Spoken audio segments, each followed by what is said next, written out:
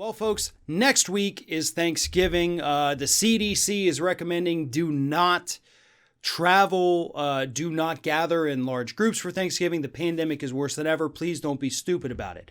But anyway, it's a holiday. People get time off, and Congress decided, you know what? I guess we've done enough. We're going. Yay! And Congress has officially adjourned until after the Thanksgiving break. Isn't that nice? You know, they get a couple weeks off after taking months and months off and not doing a damn thing. According to a new report, in fact, this isn't even necessarily need to be a new report, it's something we've all known. Those extended unemployment benefits that unemployed Americans are receiving right now, the extra $400 a week, it was $600, that expired at the end of the summer. Then it was renewed for $400, and then it expires the day after Christmas. So we're talking about 5 more weeks as the pandemic rages on. Jobs aren't coming back yet. You know, these people cannot get back to work yet. It's very difficult to find a job during a pandemic.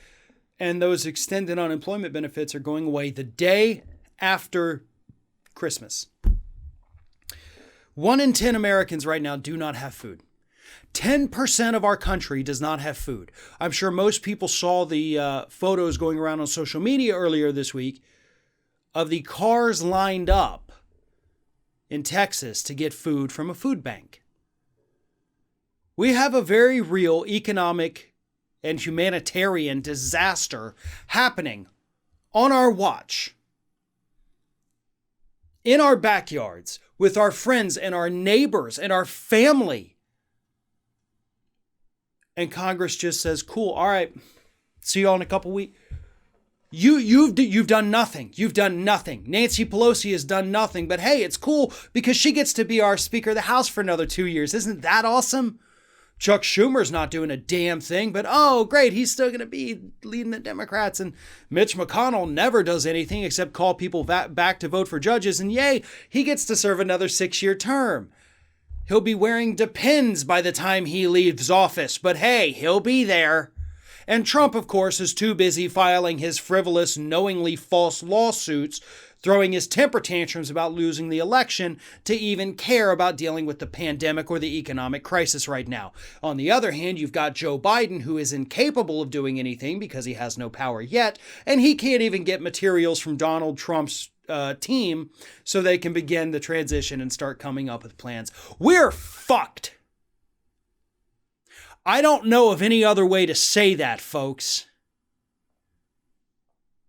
Absolutely, totally, 100% effed is what we are. We have no leaders. There's no leaders on the left. There's no leaders on the right.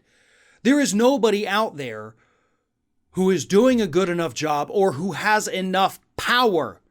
Because there's plenty of people on the left who do talk about this. Don't get me wrong.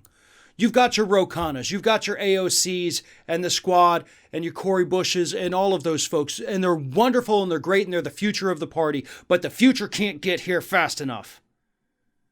And at this rate, who knows if there's going to be a future. And you look at what's happening in this country right now. You look at the soft coup that Trump is trying to pull off. You look at these bread lines in Texas. You look at the raging pandemic. You look at all of that right now and tell me you're confident that this country has a future, because I'm not.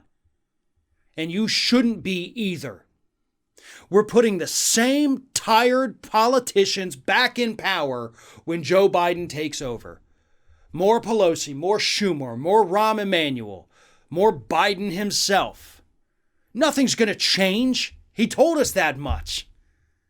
Sure, some things will get better. I'm not losing complete faith in it. What I am losing faith in very rapidly is the fact that it's always the same damn faces, the same damn people in the same positions of power, and nothing ever changes. And that's on us. That's our fault. We're the ones who screw that up. Because we're the ones who keep voting them back in and then getting annoyed when they put all their same buddies, the same cast of characters, all back in power. It's like watching a spinoff, but they keep having to bring back the regulars from the original series just so you remember how things were. That's what we're living through. And again, 12 million people are about to lose their extended unemployment benefits. 10% of people in this country, over 30 million, have no food. Tens of millions still without jobs. But hey, at least Congress doesn't have to think about that for the next week and a half until they come back and then decide to continue ignoring the crises.